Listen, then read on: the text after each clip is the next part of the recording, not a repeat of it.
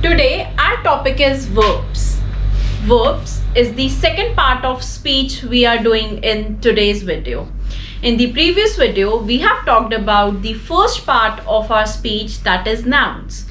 If you want to go to the previous video, you can click on the I button and you can have the complete look at the nouns. So talking about today's video, we are talking about verbs. Now starting with verbs, you might be thinking verbs is a very simple topic. Then why we are learning it today?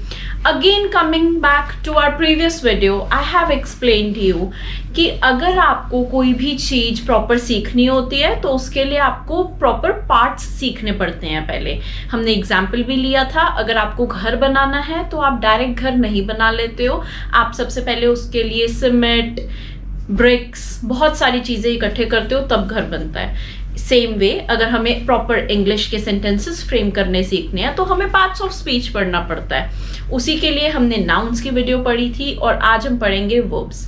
सो आज हम simple verbs नहीं पढ़ेंगे, उसके अंदर पढ़ेंगे हम types of verbs. ऐसे types of verbs जो शायद आपने नहीं भी सुने होंगे, अगर सुने होंगे, जिन्होंने सुने भी होंगे तो वो उसमें बहुत ज्यादा कंफ्यूज रहते हैं। तो चलिए स्टार्ट करते हैं आज की वीडियो वर्ब्स। प्लीज हमारे चैनल को सब्सक्राइब कर लीजिए, फॉलो करिए एंड हमें लाइक करिए। आप बताइए आपको हमारी वीडियोस में क्या पसंद नहीं आ रहा है और बताइए अगर आपको वीडियोस पसंद आ रही है। तो वर्ब्स होते क्या हैं? सबसे पहले verbs, what are verbs? Verbs कोई भी वो काम होता है जो आप कर रहे हो या कर चुके हो या आप आने वाले कल में करोगे। Verbs are the doing words और you can call them action words as well. Doing words और action words are called verbs. इसको हम हिंदी में क्रिया भी बोलते हैं। कोई भी काम का होना वर्ब्स कहलाता है। इसके कुछ एग्जाम्पल्स देखेंगे। एग्जाम्पल अगेन, जैसे मैंने आपको बताया किसी काम के होने को वर्ब कहते हैं, तो एग्जाम्पल में हो सकता है रन, प्ले, सिट, एंजॉय, किसी भी तरह का काम हो सकता है, ये सारे होते हैं वर्ब्स। तो ये तो सिंपल है, इतनी बात मोस्ट ऑफ यू आपको पता होगी। तो अब हम मेन फोकस करेंगे टाइप्स ऑफ वर्ब्स पे। जैसे कि मैंने आपको बताया, टाइप्स ऑफ वर्ब्स में आपके पास कुछ हम आज ऐसे वर्ब्स पढ़ेंगे जो आपने कम सुने होंगे और अगर जो सुने होंगे उनमें आपको श्योरली कुछ ना कुछ कंफ्यूजन रहता है। सबसे पहले हम स्टार्ट करने के लिए यहाँ पे बहुत कॉमनली यूज्ड वर्ब्स से स्टार्ट कर रहे हैं। कॉमनली यूज्ड कौन से होते हैं? Number 1 we call it main और एक्शन वर्ब्स। कुछ याद आया कि अभी हमने जब वर्ब्स की डेफिनेशन लिखी थी वहां पे लिखा था मेन एंड एक्शन वर्ब्स, तो ये सेम वही है। मेन या फिर इन्हें एक्शन वर्ब्स कह लो, ये नॉर्मल कोई भी काम हो सकता है, कोई भी काम हो सकता है। फॉर एग्जाम्पल मैं यहाँ पर कुछ सेंटेंस लिख देती हूँ। चलिए आज हम आपको एक और इंट्रोडक्टरी चीज बता रहे हैं यहाँ पर। YouTube has started giving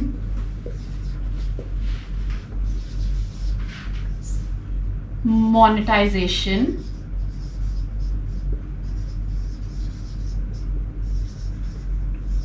on shorts।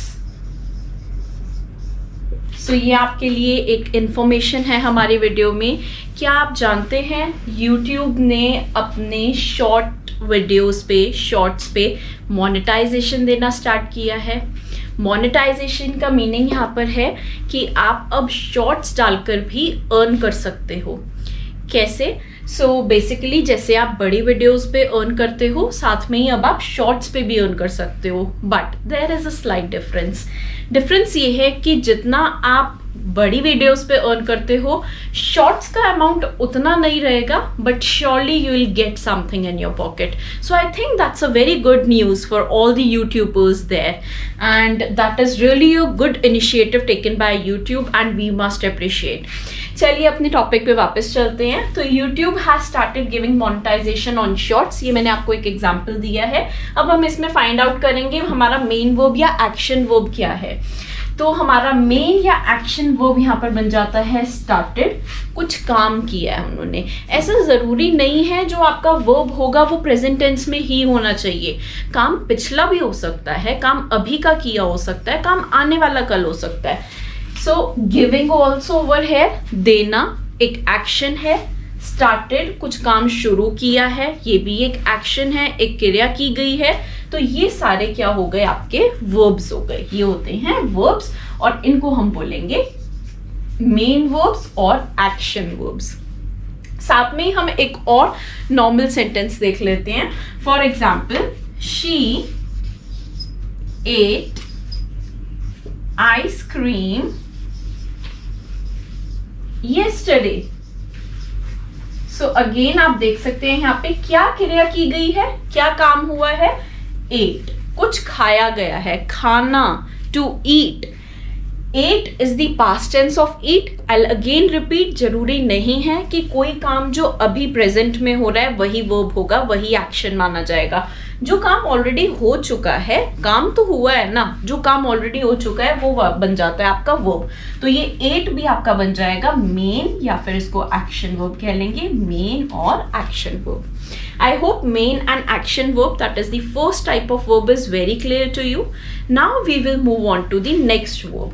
That is called linking or helping verb. इसको भी yes हम दो तरीके से बोलते हैं, linking या फिर helping verb. Linking और helping verb. अच्छा चलिए मैं अब आपको ना यहाँ पर एक सेंटेंस लिखकर दिखाती हूँ. She going to the market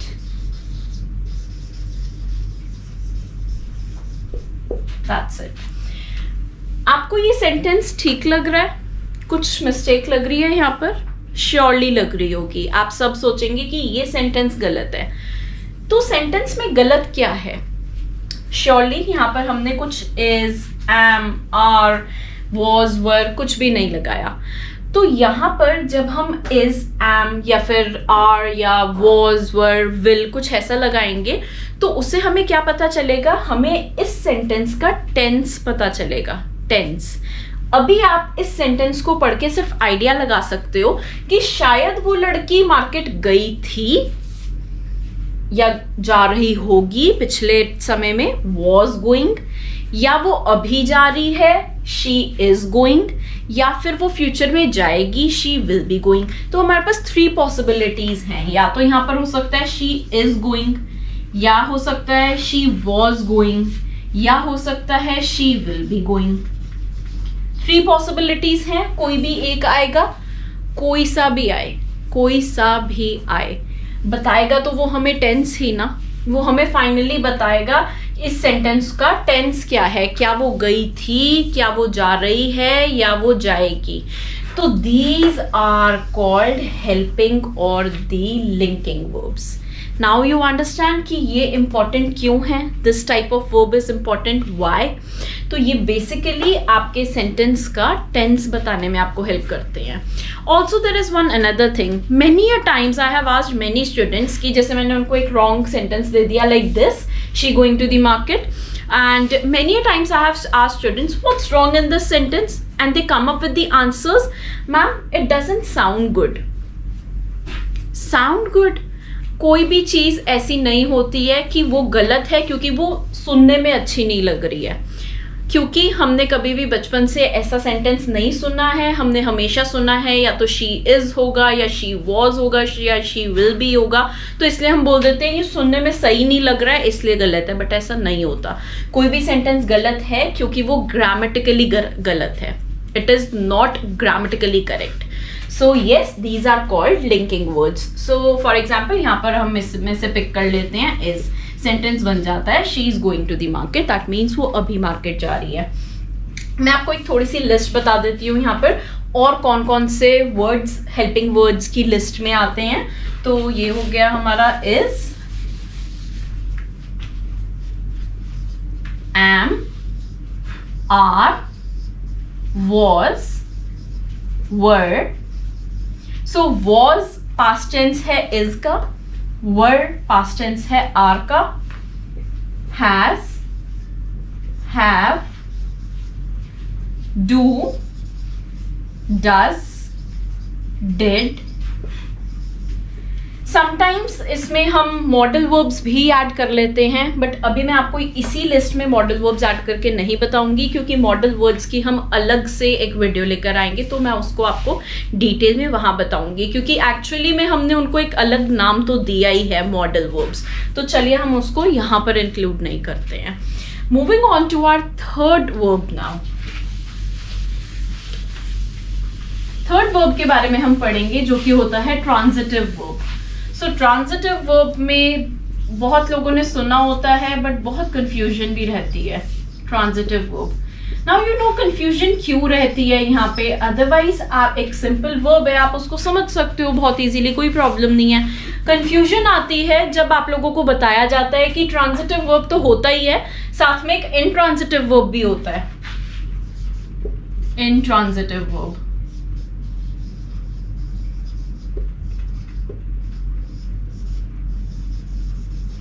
तो क्या डिफरेंस है transitive verb and intransitive verb में, एंड कंफ्यूज क्यों नहीं होना है, बहुत ही सिंपल लैंग्वेज में बताऊंगी।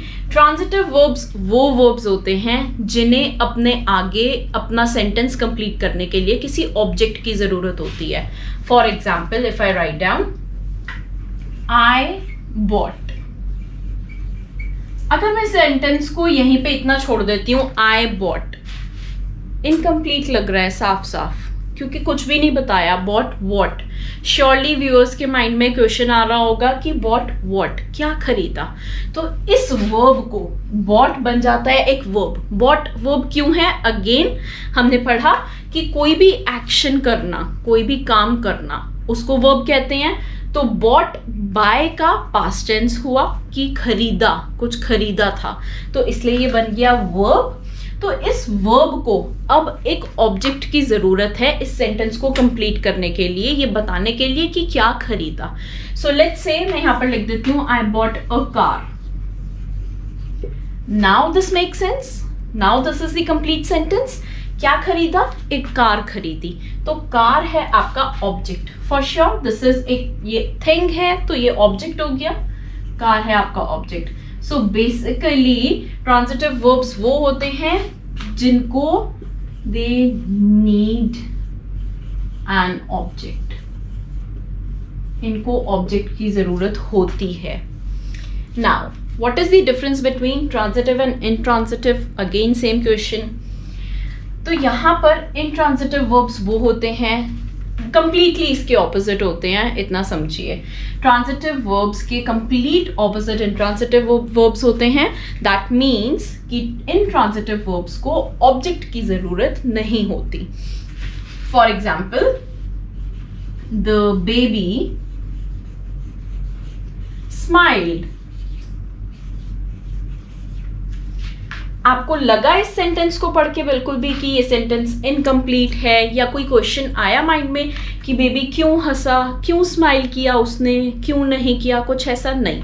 लेकिन जब हम यहाँ पर बोल रहे थे आई बॉट, सिंपली जब मैंने लिखा आई बॉट, श्योरली एक थॉट आता है माइंड में कि क्या खरीदा है, लेकिन यहाँ पर ऐसा कुछ नहीं आया कि बेबी स्माइल, ठीक है समझ आ गई बात।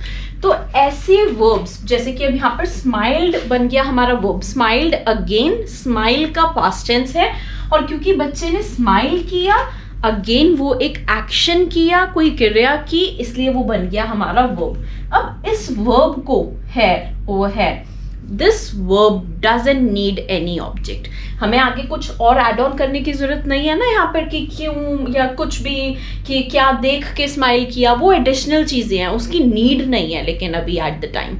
सो ऐसे वर्ब्स जिनको अपने साथ किसी ऑब्जेक्ट की जरूरत नहीं है वो बन जाते हैं हमारे intransitive verbs. So they doesn't need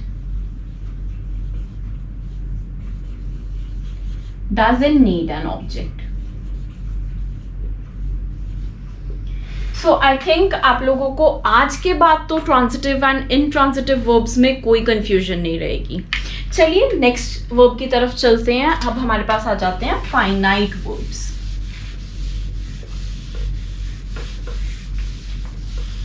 so finite and infinite now again confusion create करते हैं. अगर आपको सिंपल एक पढ़ना हो उनमें से, फाइनाइट पढ़ रहे हैं, चलो सिंपल है, ठीक है, समझ गए, बट साथ में पढ़ रहे हैं इनफाइनाइट, तो अगेन एक एक करके पढ़ेंगे, कोई कंफ्यूजन नहीं होगा. फाइनाइट वर्ब्स क्या होते हैं नाउ? फाइनाइट वर्ब्स वो वर्ब्स होते हैं जो सिंपल आपको कोई भी वर्क एक्शन के होने का पता देते हैं. अब वो एक्शन के साथ टाइम भी बता देते हैं आपको कि या तो वो प्रेजेंट में हुआ है काम, या वो पास्ट में हुआ था, या वो फ्यूचर में होगा. For example, she writes a letter. पता चल गया हमें राइट्स होने की वजह से कि वो लेटर लिखती है रोज अपनी लाइफ में, उसकी जो डेली लाइफ है, चाहे वो वीकेंड्स पे लिख रही है, चाहे वो हफ्ते में 2 बार लिख रही है, चाहे वो डेली लिख रही है, बट हमें समझ आ गया कि ठीक है वो अपनी नॉर्मल लाइफ में, डेली लाइफ में लेटर्स लिखती है. Okay, let us take one more example. She wrote a letter. अब यहां पर हमें क्लियरली पता चल गया रोट, जो कि राइट का पास्ट टेंस है, कि उसने लेटर लिखा था. पता चल गया एक ही वर्ड चेंज करने से कि उसने लेटर लिखा था, कि अब ये पास्ट की बात हो रही है. एक और सेंटेंस देख लेते हैं यहाँ पे. She will write a letter. Again यहां पर राइट वर्ड्स वही चीज है, लेकिन यहाँ पर हमने विल कर दिया एंड विल राइट, तो ये बन गया हमारा फ्यूचर की बात. हमें क्लियरली फिर से पता चल गया कि यहाँ पर फ्यूचर की बात हो रही है. तो अब ये सारे वर्ब्स जो हैं, जो हमें फ्यूचर, पास्ट या फिर प्रेजेंट के बारे में बता रहे हैं, ये हो जाते हैं हमारे फाइनाइट वर्ब्स. तो इनफाइनाइट में डिफरेंस क्या है? तो ये तो सिंपल वर्ब्स ही हो गए एक तरह से. फाइनाइट वर्ब्स को आप इसलिए कह सकते हो कि नॉर्मल वर्ब्स ही होते हैं. But let's talk about the infinite verbs now. Infinite verbs में डिफरेंस क्या है?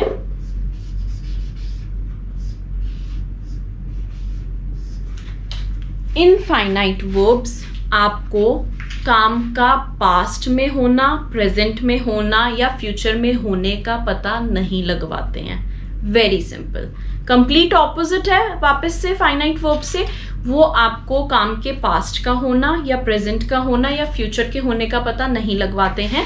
एग्जाम्पल देख लेते हैं. जैसे कि मैं लिख दूं, आई fail to understand.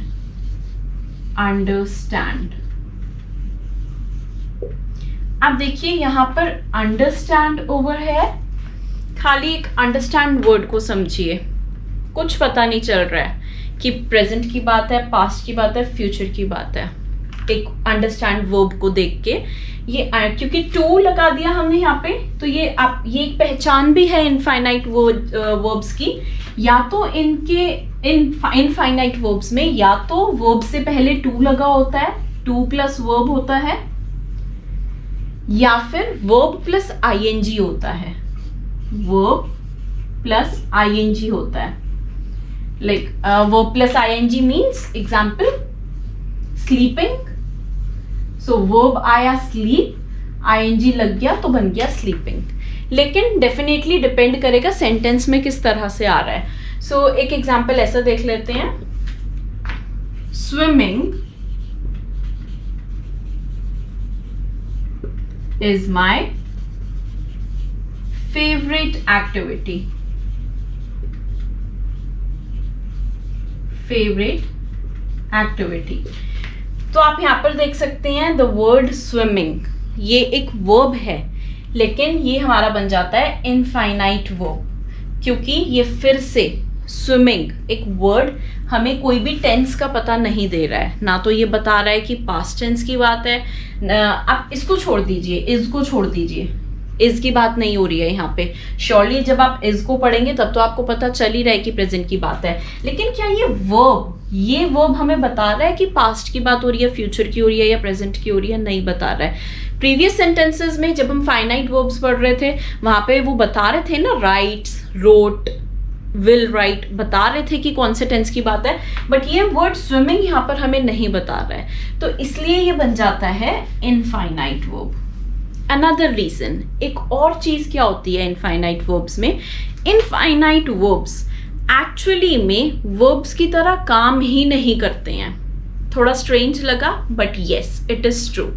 Infinite verbs की तरह काम ही नहीं करते हैं, तो वो कैसे काम करते हैं? वो काम करते हैं या तो नाउन्स की तरह, sometimes they work as adjectives as well, adjectives, and sometimes they work as adverbs as well. Now let us see how.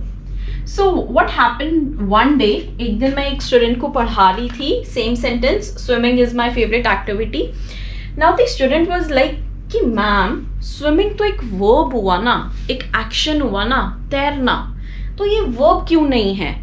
ये आप कैसे कह रहे हो कि ये नाउन की तरह वर्क करता है, एडजेक्टिव की तरह या एडवर्ब की तरह? सो टू क्लियर दिस डाउट, आप ये देखिए, अगर मैं आपको एक नॉर्मल बात बताती हूँ कि मुझे एक एक्टिविटी करना पसंद है, आप श्योरली पूछेंगे कौन सी एक्टिविटी, उसमें मैं आपको अपनी एक्टिविटी का नाम बताऊंगी कि मुझे स्विमिंग करना पसंद है। तो जब मैं आपको किसी चीज़ का नाम बता रही हूँ, जब मैं आपको किसी चीज का नेम दे रही हूं, तो नेम देना तो नाउन होता है, तो इसलिए for this reason swimming over here it is not working as a verb but it is working as a noun, and this is the reason that these types of verbs are called as infinite verbs. These are called as infinite verbs. Again क्योंकि मैंने ये एक activity का नाम दिया है यहाँ पे कि मुझे स्विमिंग करना पसंद है, ये मेरी फेवरेट एक्टिविटी है, और मेरी फेवरेट एक्टिविटी का नाम क्या है? स्विमिंग, इसलिए ये बन गया noun. Let us look at one more example. The sleeping cat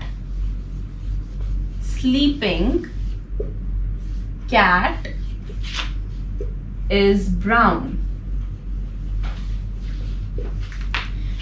अगर आपके सामने 3 कैट्स हैं और आप उनमें से एक सोई है, 3 कैट्स हैं, एक सोई है, अब मुझे आपको पॉइंट आउट करके बताना है कि मैं कौन सी कैट की बात कर रही हूँ। तो एंड सपोज जो कैट सोई है मुझे उसी की बात करनी है, तो मैं आपको सिंपली बोल दूंगी दैट स्लीपिंग कैट। वो जो सोती हुई कैट है वो ब्राउन कलर की है।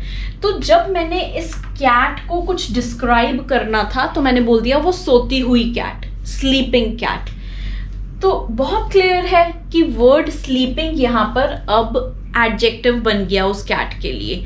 एडजेक्टिव यानी कि उसकी एक विशेषता बन गई कि स्लीपिंग कैट, कैसी कैट है? स्लीपिंग कैट है, विशेषता बन गई कैट के लिए कि वो सो रही है। तो इस अगेन अब आप यहाँ पर देख सकते हैं इस सेंटेंस में कि यहाँ पर अब ये वाला वर्ब नहीं बल्कि एडजेक्टिव की तरह ज्यादा काम कर रहा है। So again, these type of sentences or these type of verbs that actually doesn't work as a verb but more work as nouns or adjectives or adverbs are called infinite verbs. I hope अब आपको finite and infinite verbs में कोई problem नहीं होगी। इसके बाद हम आ जाते हैं एक लास्ट वर्ब पे. आई थिंक वो वर्ब आप लोगों ने शायद सुना होगा या नहीं सुना होगा, बट मैं आज उसको यहाँ पर जरूर कवर करूंगी. रीजन इज वो बहुत कॉमनली यूज नहीं है, ऐसा उसका कुछ हार्ड एंड फास्ट रूल नहीं है कि उसको सीखना ही सीखना है, बट इसलिए कवर कर रही हूँ क्योंकि जैसे कि मैं चाहती हूँ कि आज की वीडियो के बाद आपके पास वर्ब्स को लेके कोई डाउट ना रहे. So only for this reason I just want to give you complete knowledge. इसलिए आज हम यहाँ पर एक और वर्ब कवर कर रहे हैं जिसको हम बोलते हैं stative verb. Stative verb. Now stative verb is very simple. Stative verb normal physical action नहीं होता. Action होता है लेकिन physical action नहीं होता. These are more of the feelings or emotions you express. Emotions or feelings that you express. For example, if I write down I realized